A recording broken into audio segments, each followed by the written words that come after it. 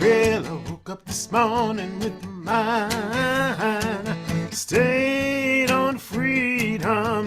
Woke up this morning with my mind stayed on freedom. I woke up this morning with my mind stayed on freedom. Hallelujah, hallelujah, hallelujah. Well, good evening and welcome to all of you who are joining us in early. I'm Reggie Harris and I'm co-president of the Living Legacy Project, and I'm thrilled that you're here with us tonight for what is going to be an exciting, informative, and inspiring program. And right now, I'm going to invite you to sing along with me. Woke up this morning. Well, I woke up this morning with my mind stayed on freedom. I woke up this morning with my mind. Oh, it was a stayed on freedom. I woke up this morning with my mind. Well, it was a stayed on freedom. Hallelujah, hallelujah, hallelujah. Well, I'm singing and praying with my mind stayed on freedom. Singing and praying with my mind stayed on freedom. I'm singing and praying with my mind. Well, it's a stayed on freedom. Hallelujah, hallelujah, hallelujah. Now we're walking and talking with my mind stayed on freedom. Walking and talking with my mind stayed on freedom. I'm walking and talking with my mind stayed on freedom. Hallelujah, hallelujah, hallelujah. Well, we gotta walk, we gotta walk, we gotta walk up with your mind on freedom. Walk, you gotta walk up with your mind on freedom. Whoa, walk, you gotta walk, and then we'll talk, sing it, talk, with your mind on freedom. Talk, you gotta talk, yeah, talk with your mind on freedom. Whoa, talk. Well, I woke up this morning with my mind stayed on freedom. I woke up this morning with my mind. Oh, it was a stayed on freedom. Oh, with my mind stayed on freedom. Hallelujah, hallelujah, hallelujah, hallelujah, hallelujah, hallelujah, hallelujah, hallelujah, hallelujah.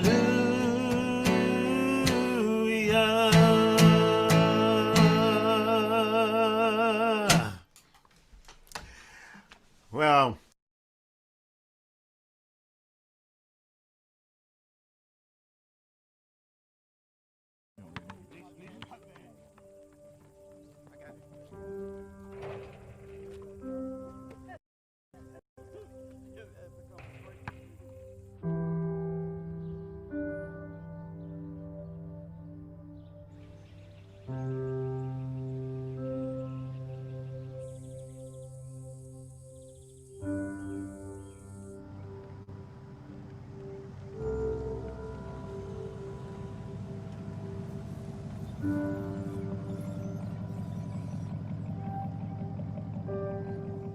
So why did your mom die? Because he was black. They was doing segregation. They didn't treat African Americans that. They didn't have any black blood, and if she hadn't been black, she wouldn't be dead. It's because they would have had blood for the white people. If we had the right to vote back then, I think my mother would have lived, and I would have known her. To millions of Americans, the long-fought battle for voting rights culminated on Bloody Sunday, when 600 courageous marchers were attacked by police on horseback as tear gas and screams filled the air. Selma, the Edmund Pettus Bridge, forever ingrained in American history, monuments to a struggle. Everyone could now vote. So what happened? What happened after Selma? Selma has been locked into the American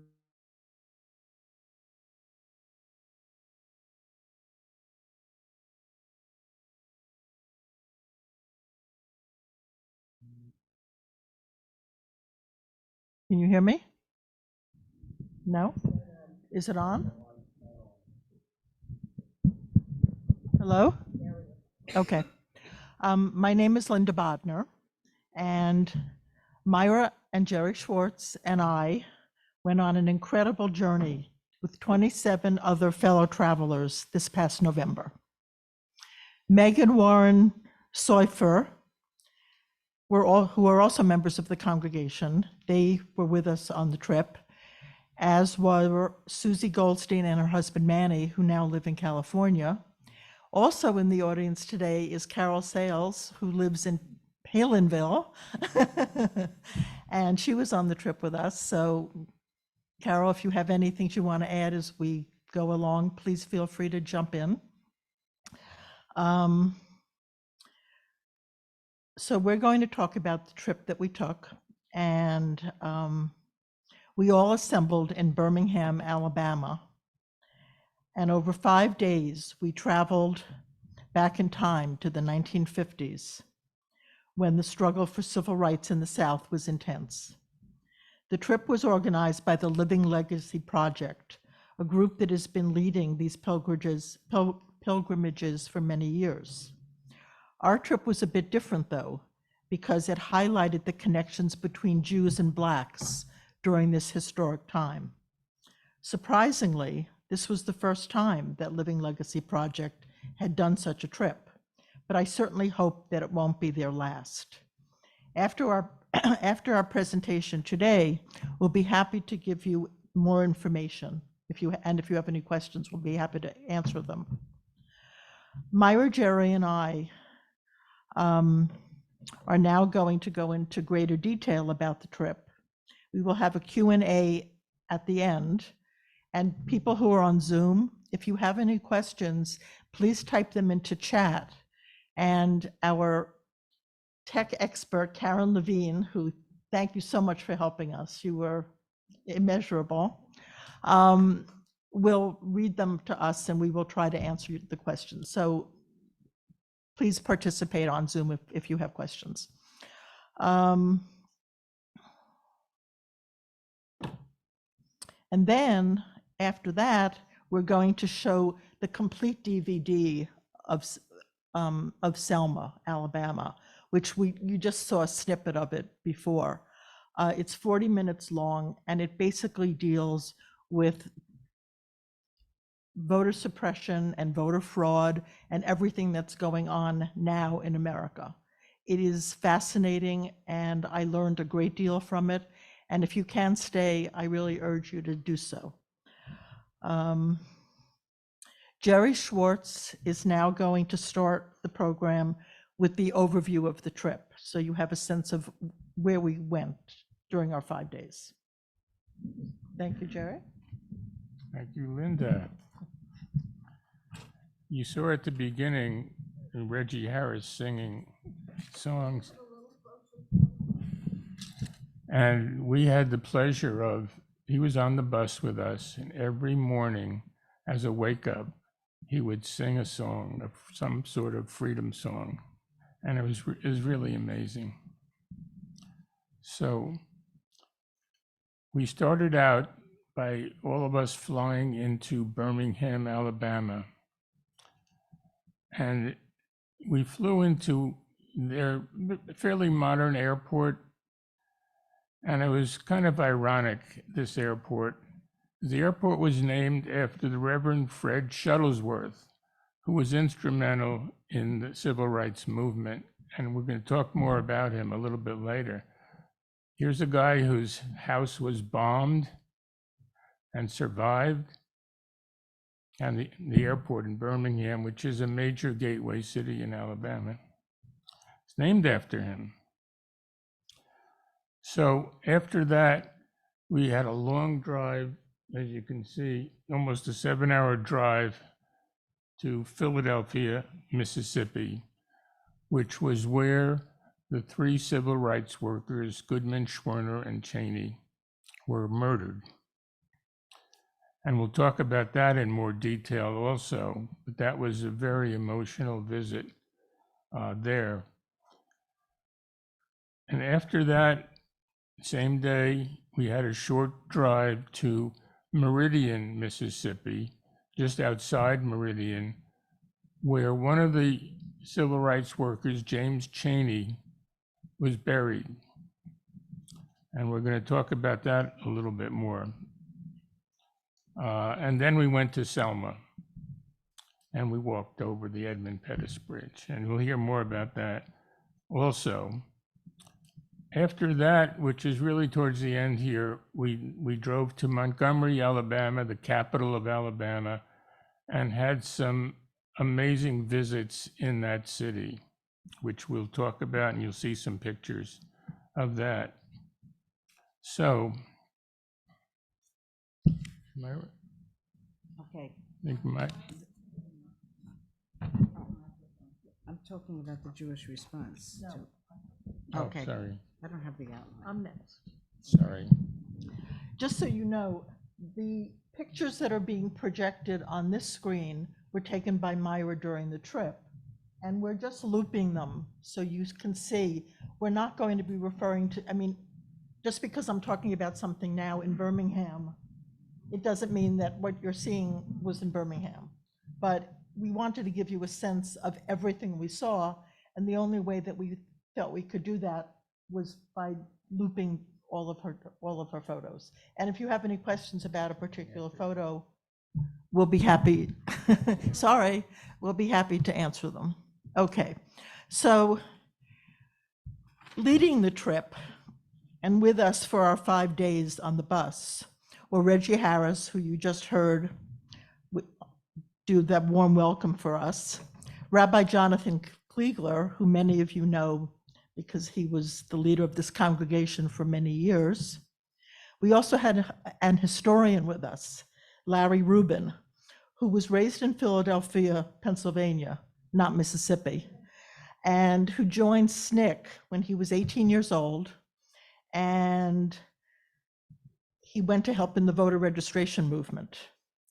He was with us. He knew the men who had been killed, who had been shot in Philadelphia, and he really gave us a very personal perspective of so many things that we saw. Also with us were Annette Marcus and Janice Johnson, who were the founders, 2 women who were the founders of the Living Legacy Project and the organizers of the pilgrimage that we took. Their expertise, knowledge, and energy were invaluable and added so much to our experience. So if any of you are listening on Zoom, thank you. We started our trip in Birmingham, which is a modern metropolis that is home to many corporate headquarters.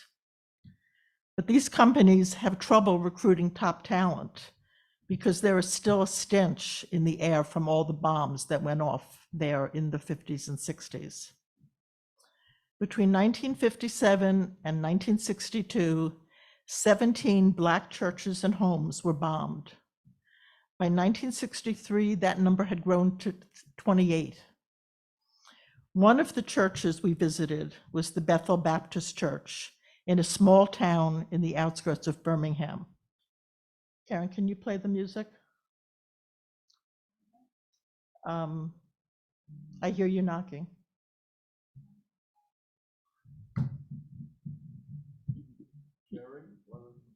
No, you do have it. I don't think you It's- want that. No, I have to, oh, this one, the Trans Terminal. Yeah, I'm sorry. Okay. Just wait, no, that is text Saturday or something.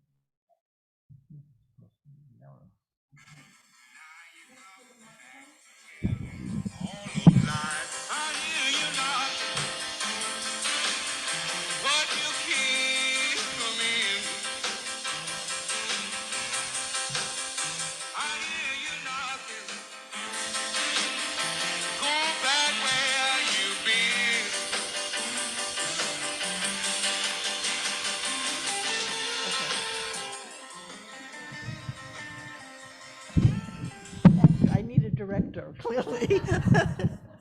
Thank you for being my director. This song was playing in the Bethel Baptist Church when we walked in that morning and sat in the pews. It's a song we all know. It's a song we all know about a lover's spat. But why was it playing here? We all know that slavery ended in 1865, that Black men got the right to vote then, and Black women in 1920.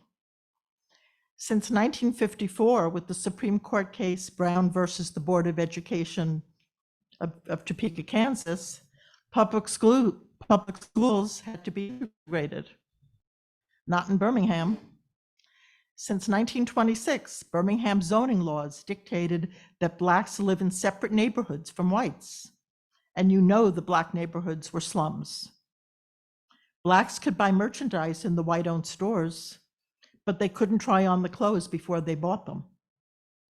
Blacks could vote if they passed a written test. Many failed because they couldn't read, or they didn't know how many seeds there were in a watermelon, or how many jelly beans there were in the jars in front of them. The daily humiliations were constant. The pastor of the church, Bethel Baptist, was Reverend Fred Shuttlesworth, who Jerry talked about the airport. And he was the leader of the church from 1953 to 1961. And it was here that the church, together with his working class congregation, he started his battle through nonviolence, protest, and marches to change their lives. And he worked with Reverend Martin Luther King and Ralph Abernathy. He preached, "They hear us knocking, but they're not letting us in. So let's take the doors off the hinges and march right in." And that's what he did. And he was very instrumental in founding the nonviolent aspect of the civil rights movement. And we really got an opportunity to talk to the present pastor of the church, who was a lovely man who really spoke eloquently about Reverend Shuttlesworth's legacy. But the church is really important because, as we say, to paraphrase what we say in Woodstock, it all started there. Birmingham has many monuments and museums that we were able to see, and you can see them in some of the photographs, telling the story of the struggle for civil and human rights. There are statues of vicious police dogs attacking children. There are statues of police using water cannons on protesters. I was glad that they were there to permanently record what happened there, and I hope the world never forgets. But the efforts underway now to silence the others, to disenfranchise them, makes me wonder, and it frightens me. And the DVD that we're going to show at the end really goes into great detail about all of this. So if you can stay, please do so. Myra is now going to talk about what we learned about the Jewish response to the protest movement in the South. Yes, you do.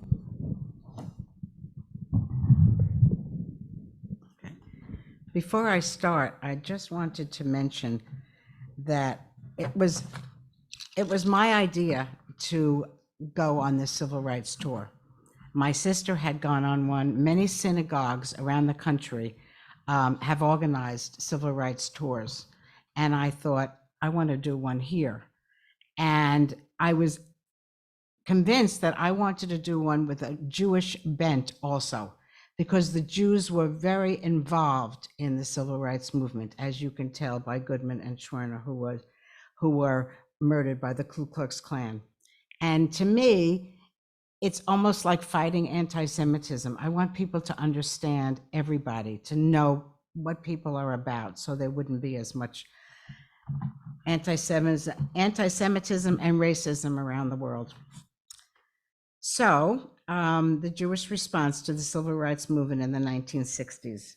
The Blacks understand that the willingness of the Jews to work in the movement, because they had already tasted the horrors of the Holocaust, and they knew the Passover story. So they were very welcome to the Jews coming down to help them. There were 3 synagogues in Alabama at that time. Birmingham, sorry. Reform, Orthodox, and Conservative.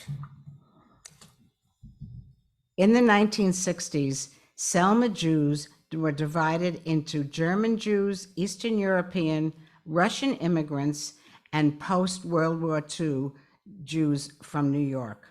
Most were professionals, very well-educated businessmen.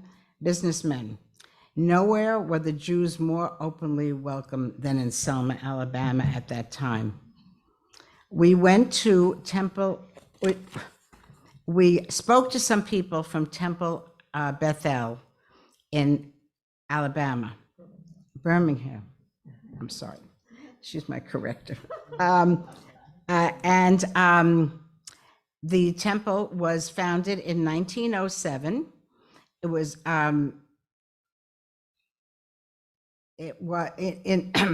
it was not at that time during the civil rights movement. They were not very supportive of the Jews, and I'll tell you more about that later. They weren't supportive of the Jews to come down, and they were not supportive of the movement.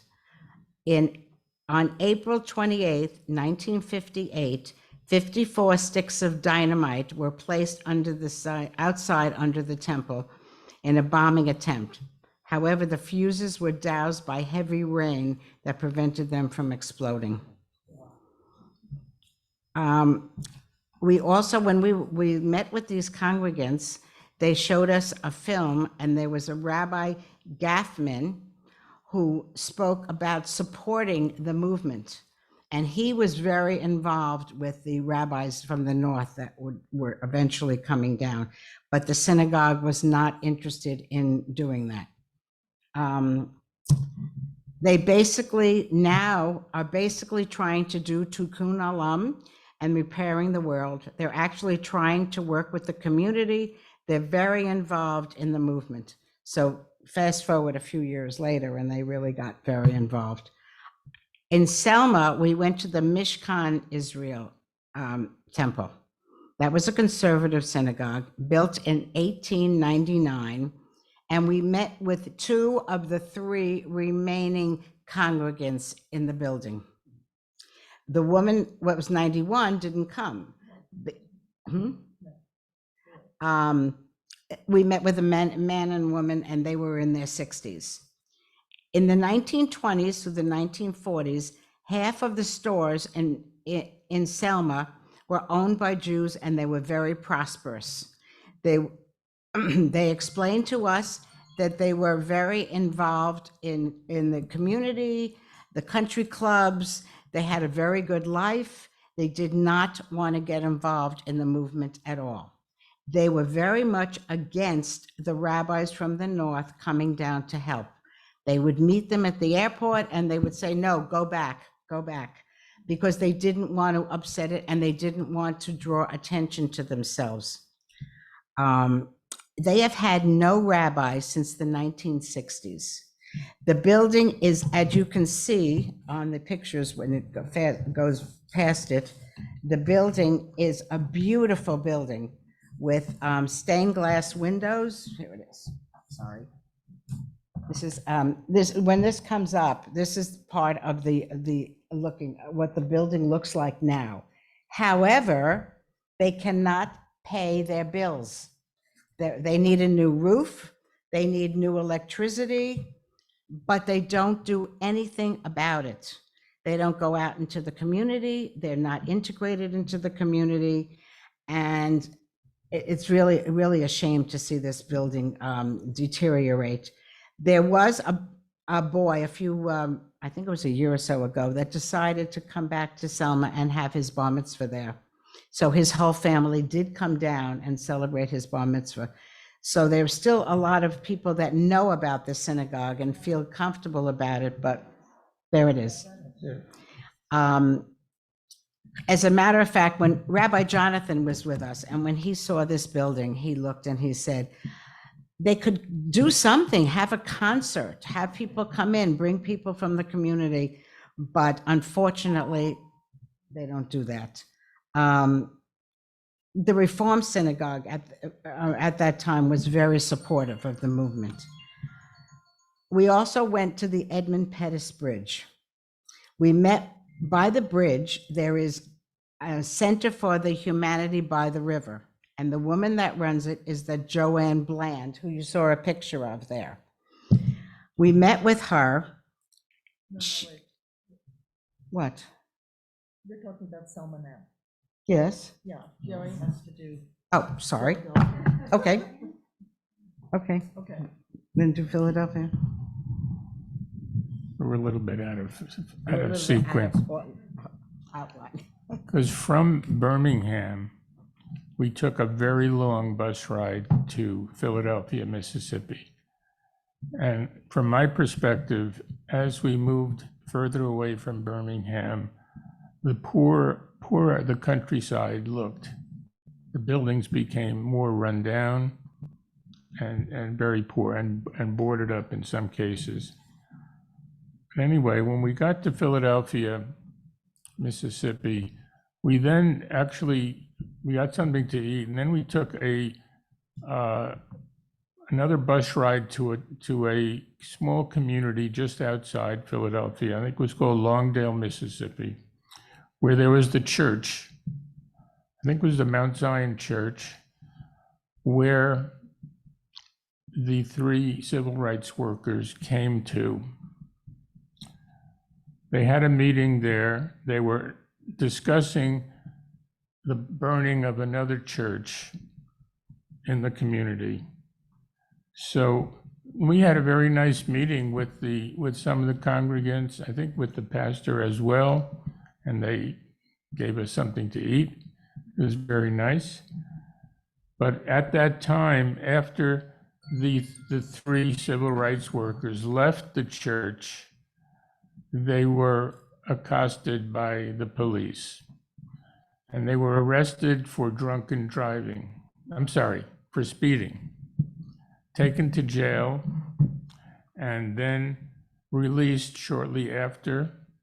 They left in their car, and then they were then accosted by the Klan and the police and other people, and they were essentially kidnapped and killed. We were told that the 2 white civil rights workers were shot in the head, but the black person, James Chaney, was mutilated. Very horrific. It took 7 days to just find the bodies, which were thrown into a river or a swamp. And that was very emotional hearing that. But after that, Can I just say something? Yeah, go ahead. James Chaney, I'm sorry. James Chaney's mother reportedly said that if he hadn't been murdered with white men, they never would have found his body. So she was happy at least that the body was recovered.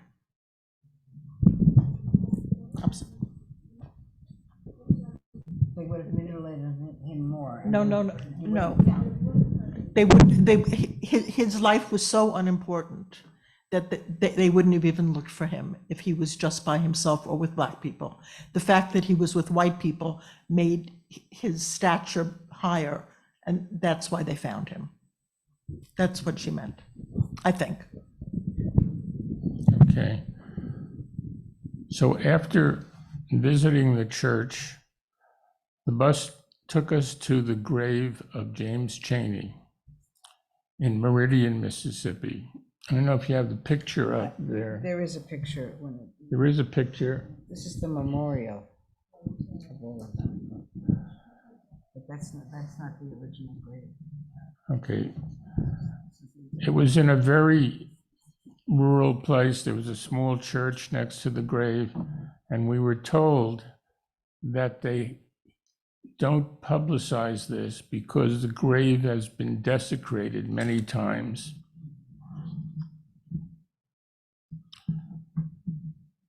Right after, at the gravesite, we got back on the bus, and then his daughter, James Chaney's daughter, came on the bus, who was born 10 days after his murder. She never knew him. She is now a psychiatric social worker in Mississippi.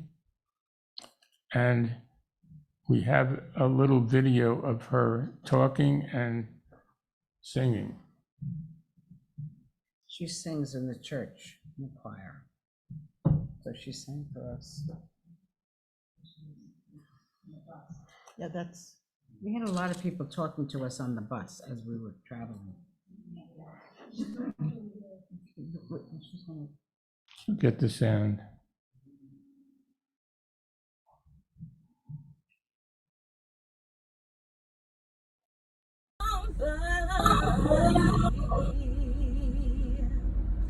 As I travel along, and if I can cheer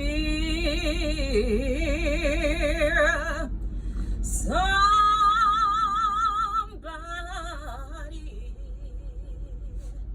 with a word or a song, if I can show somebody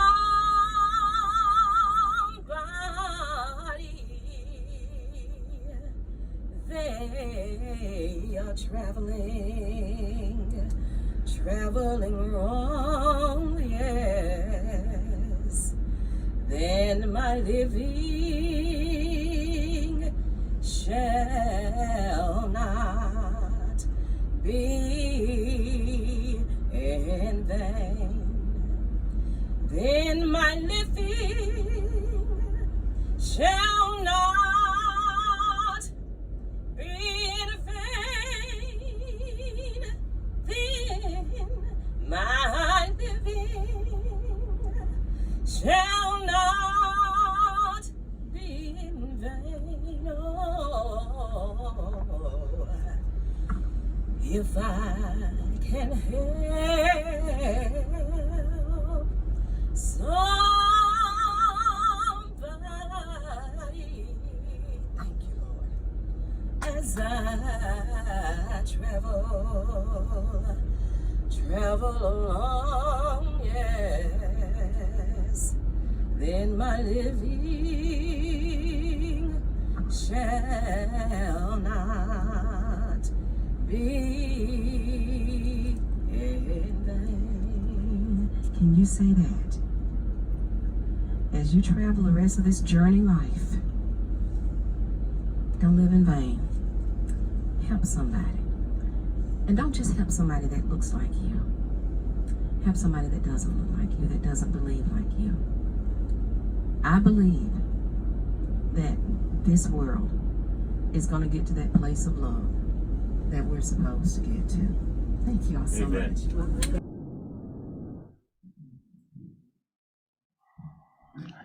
That was pretty overwhelming, especially when we're sitting there. We didn't expect her to be singing. We thought we'd have a conversation with her, but she just started singing. So after that, it was dark by then, and we went on the bus to Selma.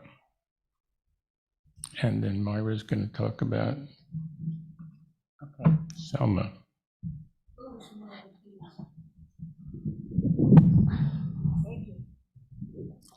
In Selma, we met with Joanne Bland, who you saw a picture of on the video. She's a community activist. She's in charge of the Center for Humanity by the River. It's right next to the bridge.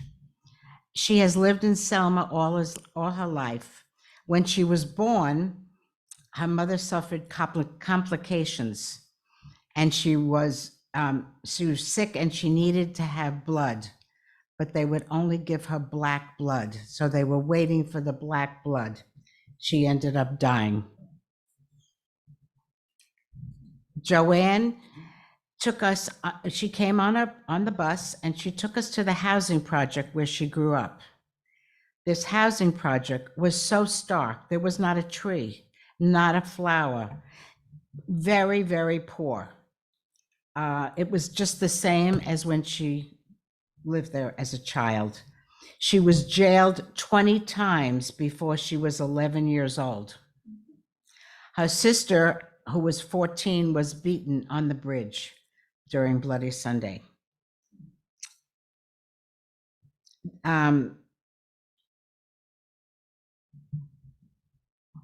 Selma is very, very poor, and the recent tornado that went through Selma destroyed many of the homes. So they are badly in need of funds.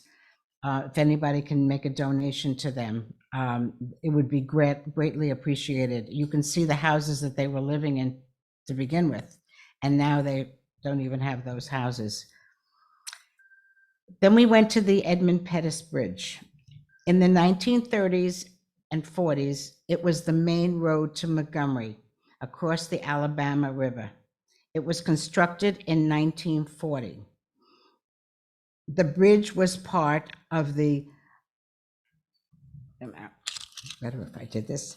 The bridge was part of the voter registration effort in Alabama. And Linda told you some of the questions.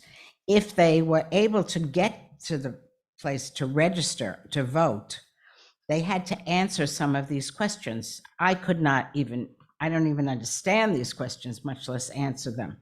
One of them is draw a figure at the bottom of this sheet. It is square in shape, divided in half by drawing a straight line from its northeast corner to its southwest corner, and then divide it once more by drawing a broken line from the middle of the western side to the middle of the eastern side. That was a question that they had, one of the questions they had to answer before they could register to vote.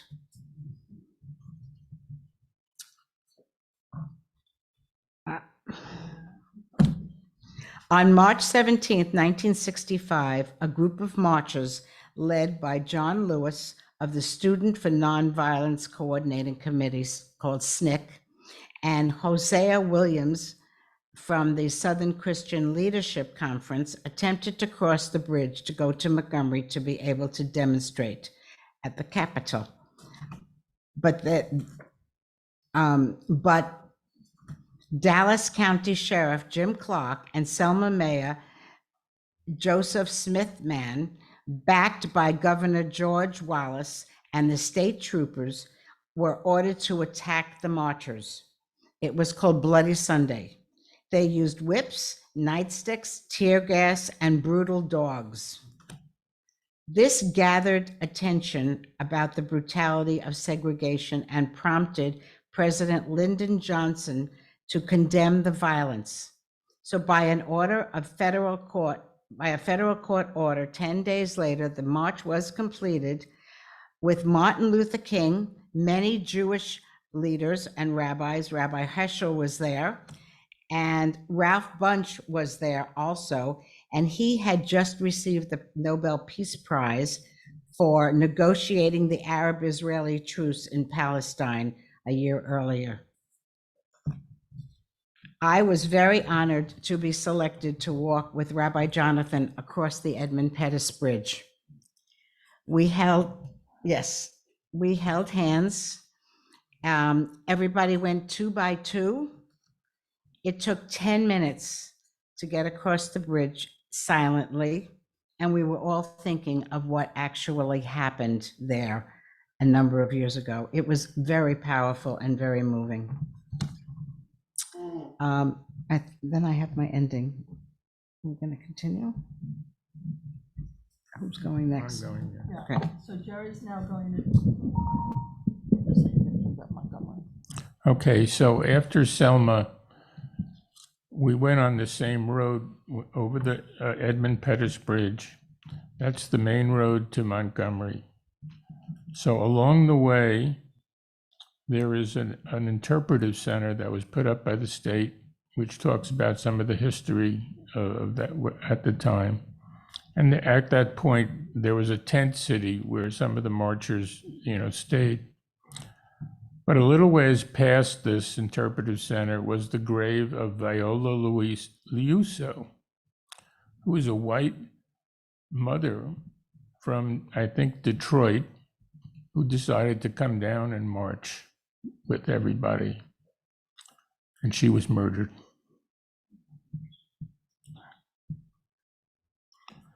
So then we went on to Montgomery, which is really quite a modern city, the capital of Alabama. And we visited a number of sites, including the Rosa Parks Museum. Rosa Parks, I don't know if you remember, she was the one who did the bus boycott. And it's very interesting. In the museum, they have a replica of a city bus at that time, and you could see in the lighting, the background, people, walking. She refused to sit in the back of the bus.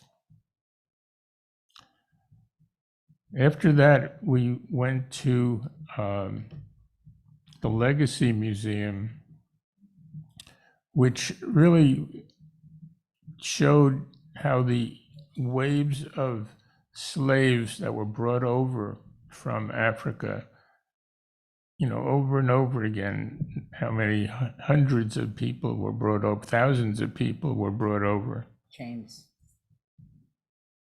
In chains.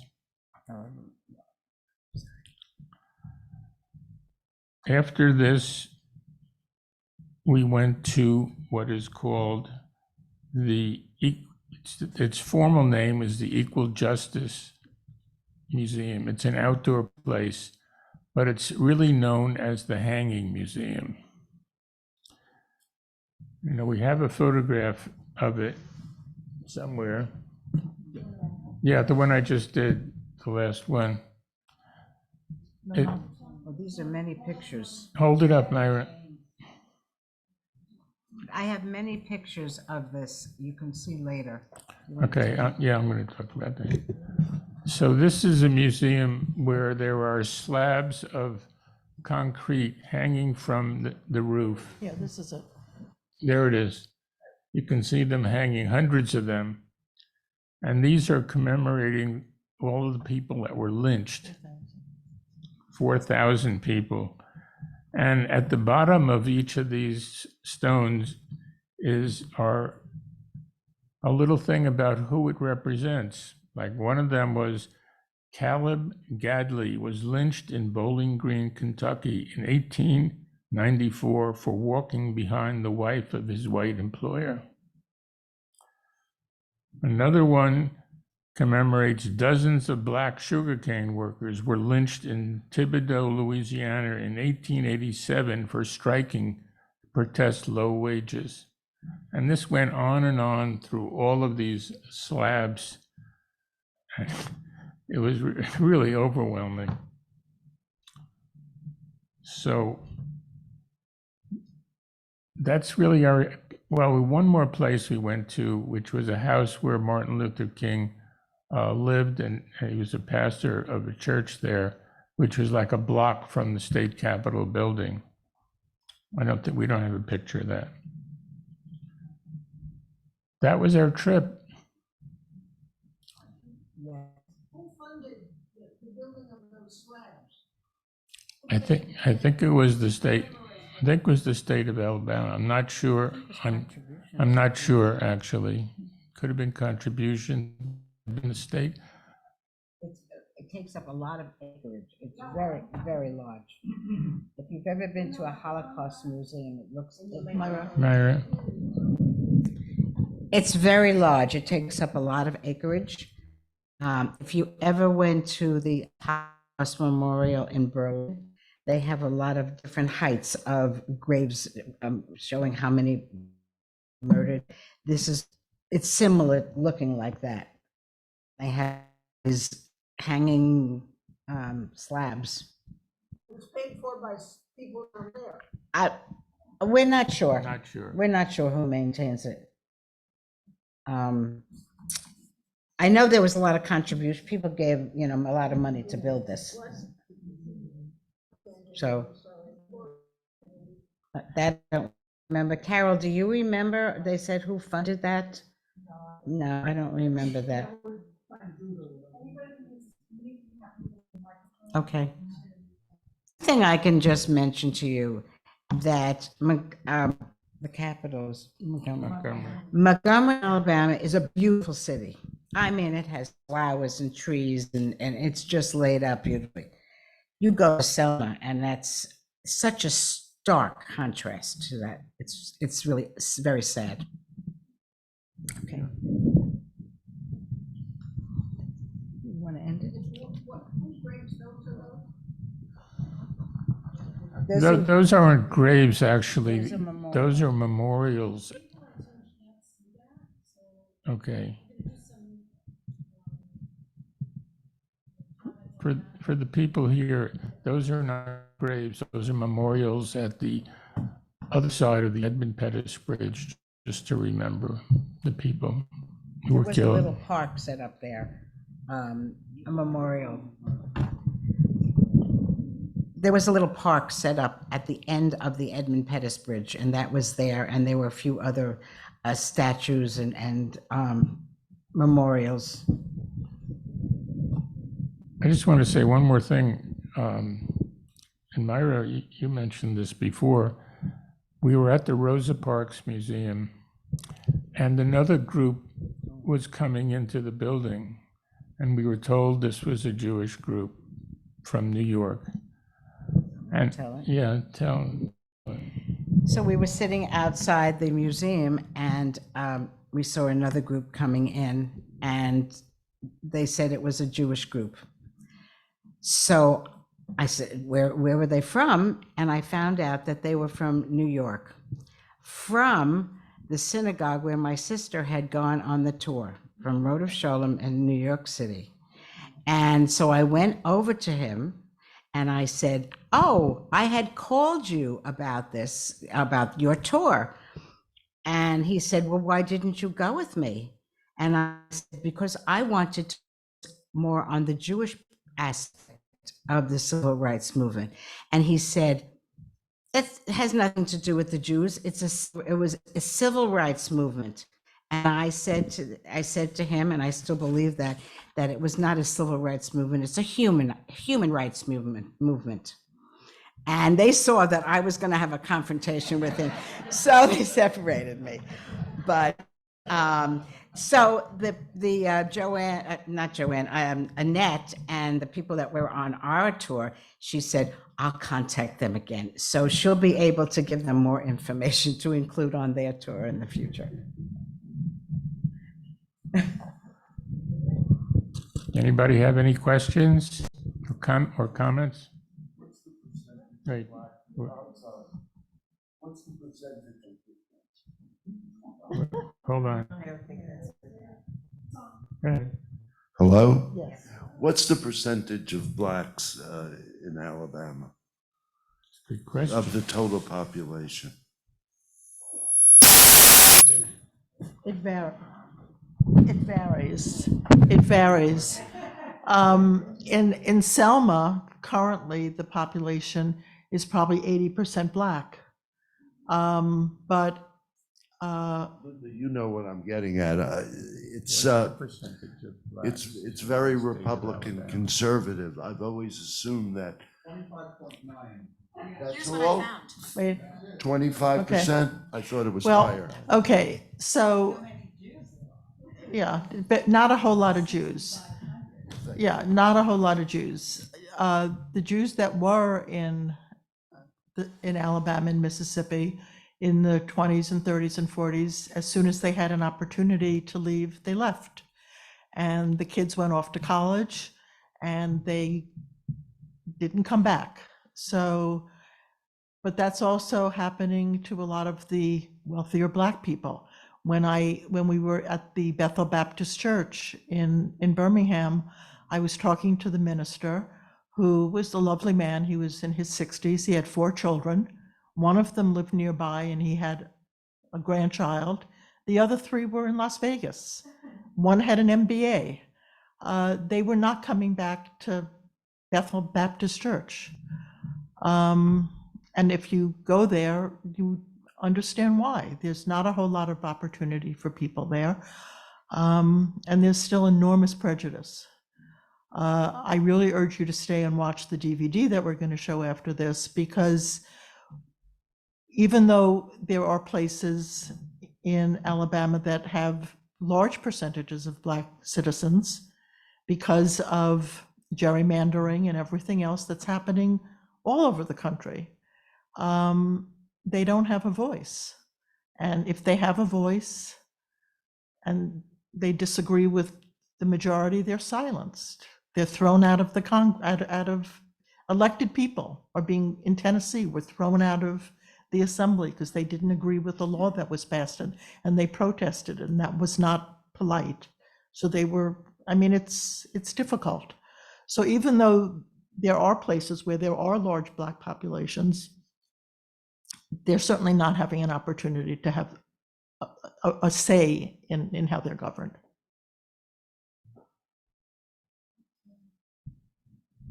Carol? Did you want to read that? I will. It's better. I just, you mentioned this, but I think there's a really interesting point that even though the laws were in place, they didn't count, and I mean, now it's less so, but a lot of the voting rights and, desegregation were passed before all the protests, and the protests were because, yeah, there's a law, but nobody's following it, nobody's enforcing it.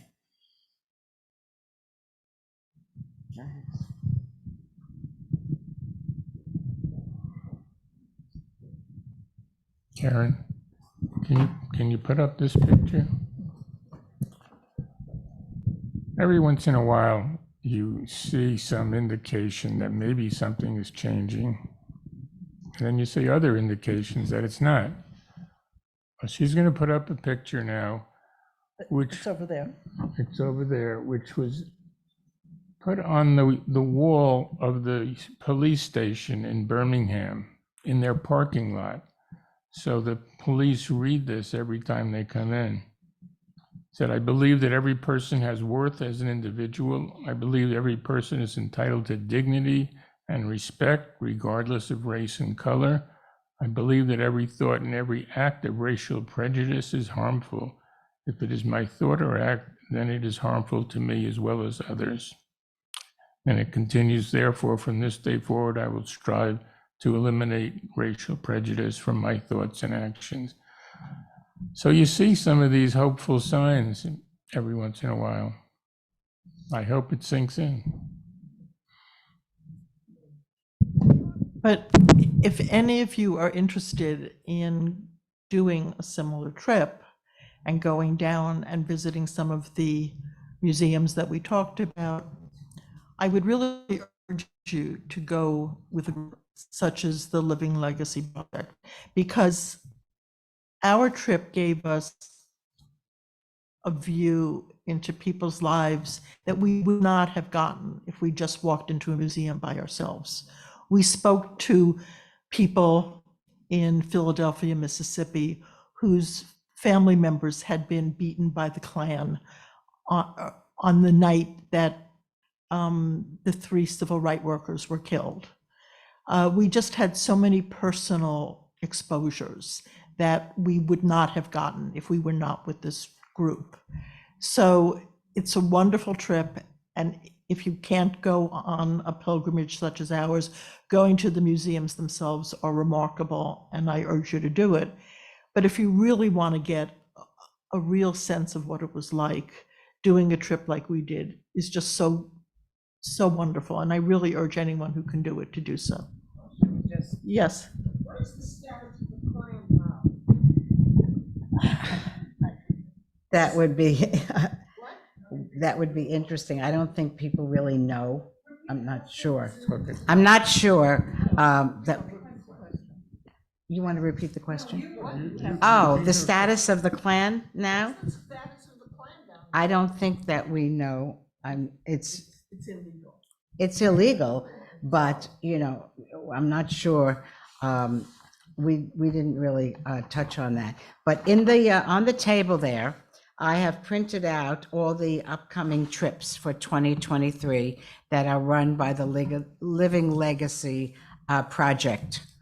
And also on our trip were many people from synagogues all over the country. Unfortunately, I didn't get many people from Ulster County. I tried very hard, but there were people from around all over the country, Maryland and California and various other places, Philadelphia, Tennessee.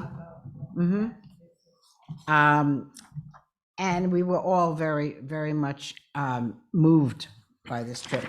And also the group of met with is a very small group of people. And they're working very hard in trying to be able to do something for this area. And it's really amazing to listen to them and their dedication after they've gone through such horrors. That was very moving too. I also have a sheet there that if anybody wants to make a contribution to Selma or to the Living Legacy Project, you can do that online. You can send it in. And if you want to call them and ask them about anything or organize your own trip, they would be very helpful to help you. Yes? Could you relate? She can hear me. I can hear you. Could you relate your experience to the march, the Martin Luther King, the original movement? How much of that did you learn or did you experience there? You mean the March on Washington? No. It started there, right? So. Well. You have to repeat the question. How much did I relate to the march? No. I'm not. How much did you learn from this trip about the origins of the march and how it evolved to Washington? In other words, how did things grow? That was a different march. I actually, it's very, no, this was not the March on Washington, but I can tell you that in 1963, I did go on the bus from a synagogue in New York City, the SAJ synagogue, with my ex-husband. We went to Washington and we did go on the march for Martin Luther King. And I was very honored to do this. Of course, I was very young at the time in 63. And when we came back, it was in August. And when we came back, the high holidays came, and on Yom Kippur, we all stood up in the synagogue and we sang, "We Shall Overcome." And that has always remained with me. It was very, very moving at that time. So how that related to this, that I really, I'm sorry, I can't tell you that. Do you know anything about the representatives from that area who are now in the Senate and the Congress? Oh, that I don't know. You want to? Do we know anything about the congressional representatives from the areas that we met? And that was not part of the trip, and we really focused more on the history of the civil rights movement. So I'm sure that in some of the areas they're Democrats, and in other areas they're not. But It was only 5 days. well, You should wait and see the video, because that's very, very powerful and very moving about what's happening now. We were really only there 5 days, and it was jam-packed. I mean, we were up at 7 in the morning, and we were going. There was a lot thrown in there. So I'm sure that there could have been a lot more, but. It was more about the history. Right. And hopefully what is being done now, you know? I mean, it's really sad that there's not a lot being done. well, if there are no more questions, are there any questions from the Zoom people? No Zoom questions. Okay, so. Did you want to say anything before we close? No, except that Living Legacy does have an ongoing continuing ed series, and they did have one about early rights today. And Right. actually, it's very interesting. I think it really struck with me was that. Sorry, this is very annoying. What stuck with me about the thing they had on voting rights was they said that people don't even, kids don't even learn civics today. So they have no idea how the government works and why they should vote and all that. So it's gone out of favor. Well, the Living Legacy has many educational opportunities now, and actually the tape of Reggie Harris singing was on a YouTube of an interview that was done with Dr. Stephen Schwerner, Michael Schwerner's brother, and he spoke about the movement. And that's right there on that YouTube if you want to go. Just go to the Living Legacy Project, go to their website. They have a lot of information there. And they're doing many tours, and they do tours for college students. And they really are contacting people all over the country, and their tours are getting to be, very popular.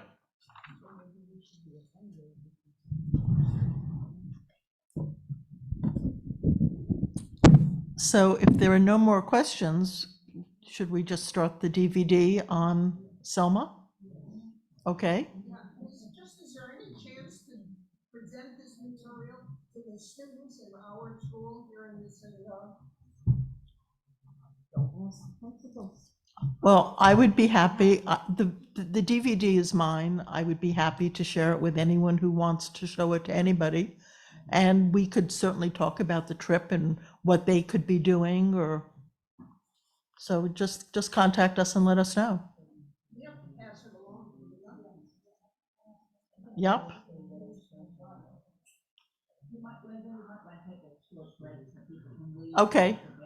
Okay, so anyone who wants to leave, it's 40 minutes. We already saw Yeah, about no, 5 to 10 well, you minutes. saw, we're going to start it from the beginning. And there is coffee and Yeah. I will tell you, I am a news junkie, and I learned a lot about voter suppression and gerrymandering and what's going on. And I was shocked at what I learned on this video. So if that's any teaser at all, please stay. What? Exactly. We have a Republican representative in an area that's pretty Democratic. No, but I'm talking about yeah.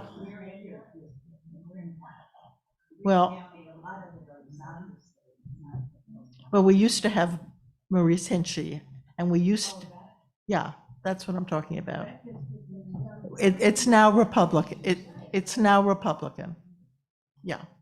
So, excuse me? I just wanted to add one thing. I'll be very, very quick. Hi, everybody.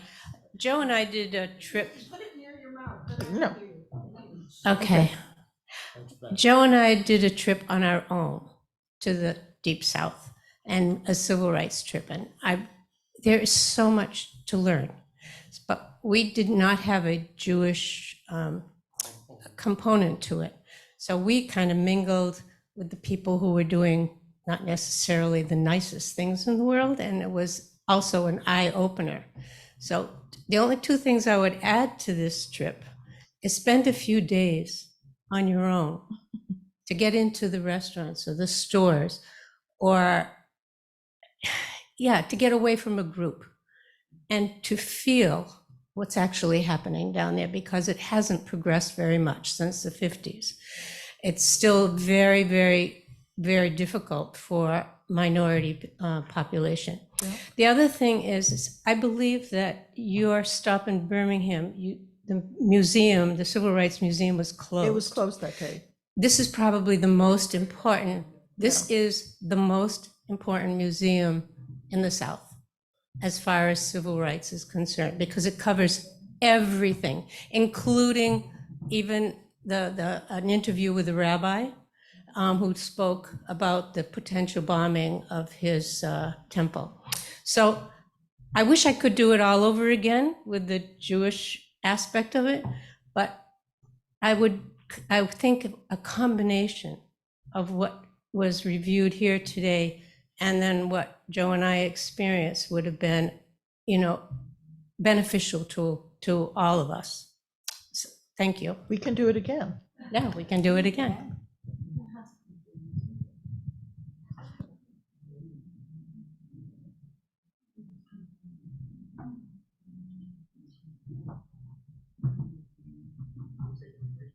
Are we taking a break? Karen, when are we going to start this? I think we're starting it.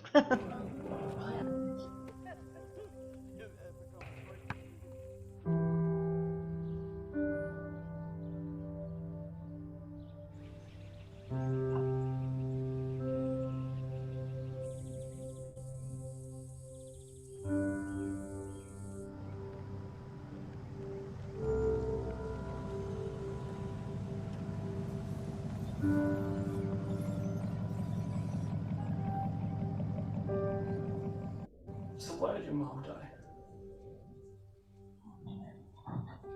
Because he was black. They was doing segregation. They didn't treat African Americans that. They didn't have any black blood, and if she hadn't been black, she wouldn't be dead. It's because they would have had blood for the white people. If we had the right to vote back then, I think my mother would have lived, and I would have known her. To millions of Americans, the long-fought battle for voting rights culminated on Bloody Sunday, when 600 courageous marchers were attacked by police on horseback as tear gas and screams filled the air. Selma, the Edmund Pettus Bridge, forever ingrained in American history, monuments to a struggle. Everyone can now vote. So what happened? What happened after Selma? Selma has been locked into the American imagination as this place of voting rights strength. But what gets missed is it freezes Selma in time. And so you don't see what happened to Selma afterwards. You don't see the massive white flight. You don't see the shutting down of the businesses. You don't see the massive unemployment. You don't see the kind of economic despair that has happened in Selma. So yes, that power of the right to vote, but that's not the full story of Selma. And that kind of resentment and retrenchment that we think there. You get a wealthy white area in Selma, and then you get the rest of Selma. That is so indicative of the United States of America right now. it looks like it's working. I mean, we see that we have elections. We see that people go to the polls. We see that people cast their ballots. We see the kind of horse race as the percentage of the votes are coming in and they're tallying up. And so it looks like it's all working, but it's not. It's not working because, like Selma, the right to vote has decayed over the years through legislative maneuvering in order to disenfranchise massive portions of the population, the same population that was fighting for those very rights all the way back in 1965. The unspoken reality is that America was always a country by white people, for white people, but is a nation that is becoming browner, an existential threat to the established order. It's also important to understand that voter suppression is not driven by party. It is driven by ideology. And with the passage of the 1965 Voting Rights Act, the Republican Party saw a political opportunity that, to its own detriment, couldn't resist. As the